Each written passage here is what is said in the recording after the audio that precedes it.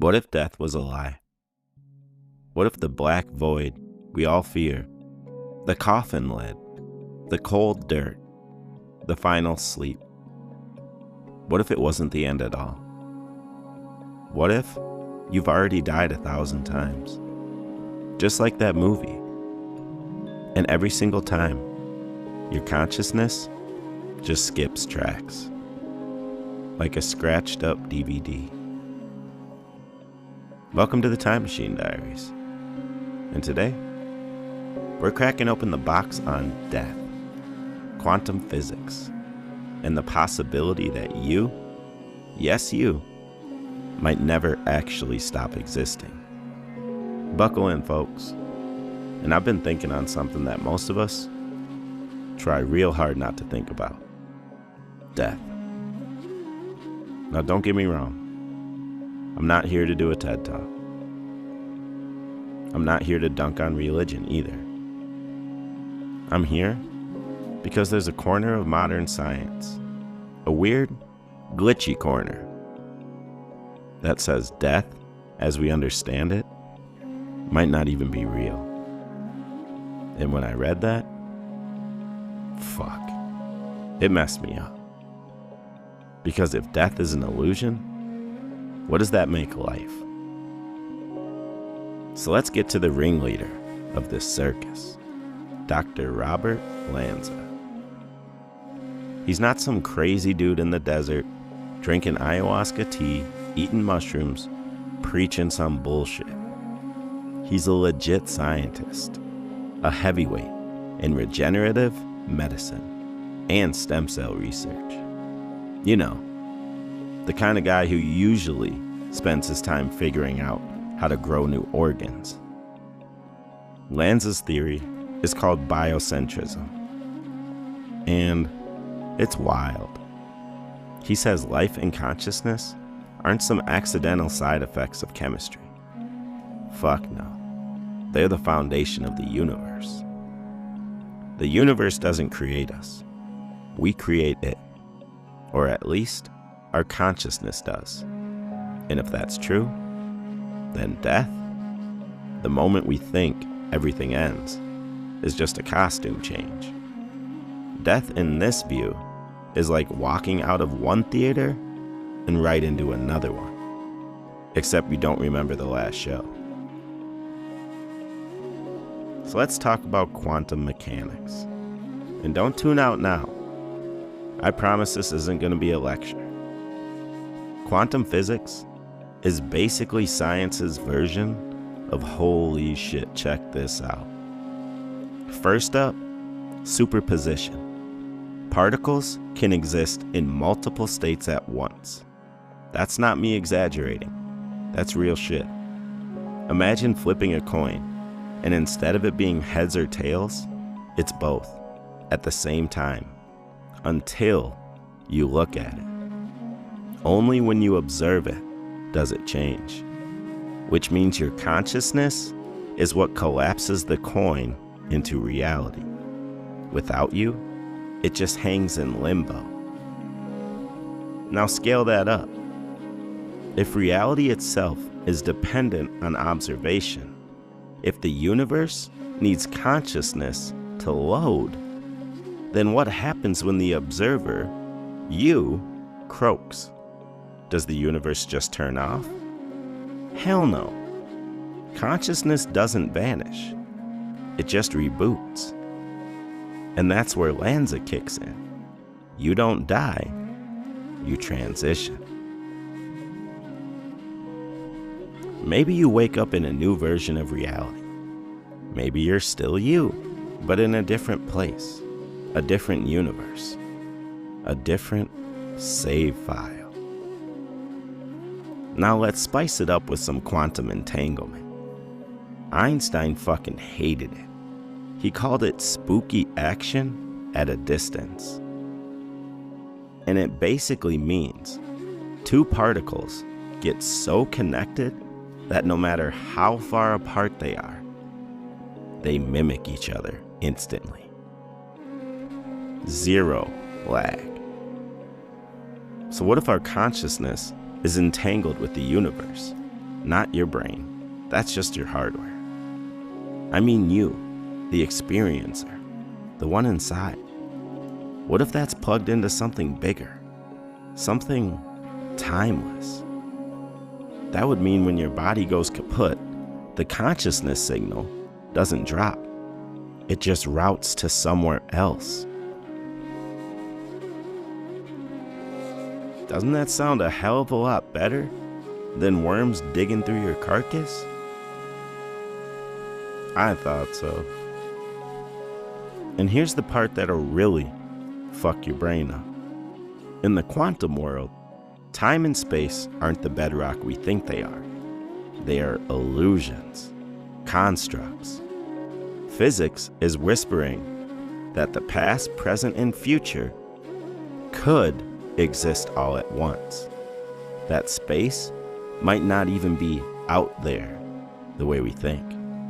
It could be stitched together by our perception. If that's the case, death can't be the hard wall we imagine. How do you end in a place where time itself doesn't end? Isn't it wild that when you sleep, it's probably like dying? You just vanish. Hours pass, and then boom, you wake up. Usually pissed off at your fucking alarm, or mad that you overslept. What if death is the same thing, but longer? You don't notice the gap.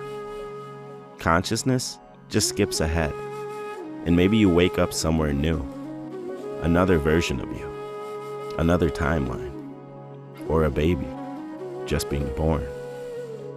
Maybe you've died before. Maybe you're dying right now in some other version of this reality. And this consciousness, the one listening to me, is the one that didn't. Schrodinger's cat, baby. You're both alive and dead until you observe it. Now, I gotta be honest. A lot of scientists think this is nonsense. They argue consciousness is just electrical signals in the brain firing. And when your brain shuts down, that's all she wrote. Lights out. And hey, maybe they're right. Maybe biocentrism is just philosophy with a physics hat on. But here's the thing. Nobody actually knows what the fuck consciousness is. Nobody knows where it comes from. So when the same people who can't define it tell me it ends when you die, nah fam, I ain't buying that shit. Look, I'm not pretending this makes grief easy. Losing someone hurts like a motherfucker. I woke up this morning thinking my mom was gonna call me. And then it clicked that, bro, she's gone, she's been gone. She hasn't been able to call you in almost 2 years. But for some reason, my brain still thought she was alive.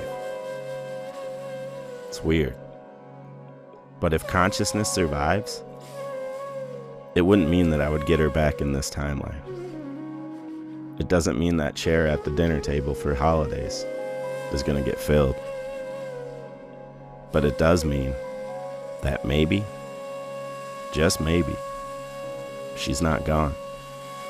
She's out there living, somewhere else, some other version of reality, laughing, loving, existing, happy. And maybe one day, I'll wake up there too. What if death isn't the enemy?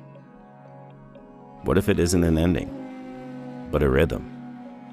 Just another verse in the song. Some cultures never saw death as a wall. They saw it as a door, a bridge, a continuation. And in their stories, their rituals, in their bones, we can see a glimpse of how humanity has always suspected maybe this isn't the end. Let's start with Egypt. Because let's be real, they built their entire civilization around the idea that you prepare for the afterlife. For the Egyptians, death was just step 2. Life was Act 1. But the sequel? That was eternal. You had the Field of Reeds, their version of paradise. But you didn't just stroll in. Fuck no. There's a process. A court case, if you will. First, your heart was weighed against the feather of Ma'at, the goddess of truth. If your heart was heavier, filled with lies, greed, or whatever, you got fed to Amit, the crocodile lion hippo demon. Done. Finito. But if you passed, boom. Eternal life in paradise. Farming, family, beer, love. They built pyramids, not as tombs, but as launch pads. Mummification, it wasn't just preserving flesh. It was preserving the receiver for the signal of consciousness to keep playing. And here's where it links to Lanza's biocentrism. They assumed consciousness outlived the body, that death wasn't the end. It was a transition. Makes you wonder, did they know something we've forgotten? Or were they just the first to really lean into the idea that death was an illusion? Now, swing across the ocean to the Aztecs. And here's where it gets kind of gory, but also kind of profound.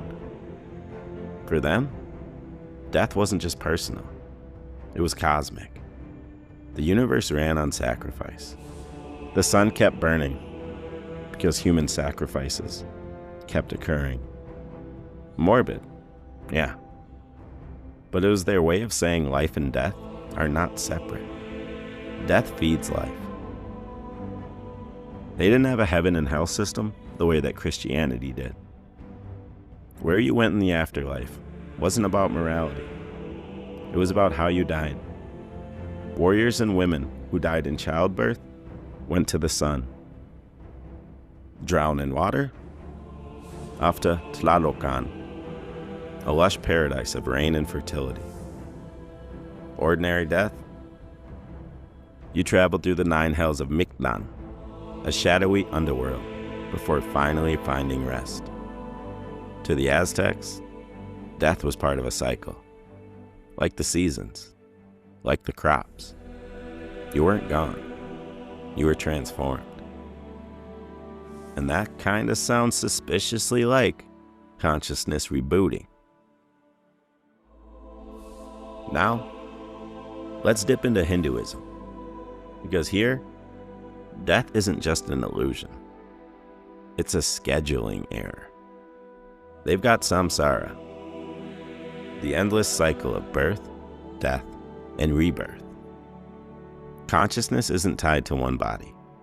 You shed bodies like clothes, moving through lifetimes, each one shaped by karma. You screw up, back in the meat grinder. You live in alignment with Dharma, you edge closer to moksha, liberation from the cycle, merging with the infinite.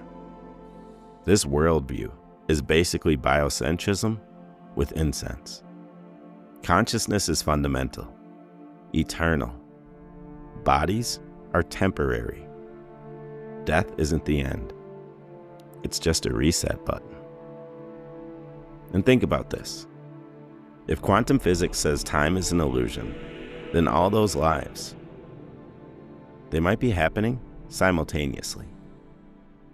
You're you right now, but maybe you're also you as a farmer in 300 BC, or you as a kid in 2400 AD, living parallel tracks of consciousness, observed one at a time.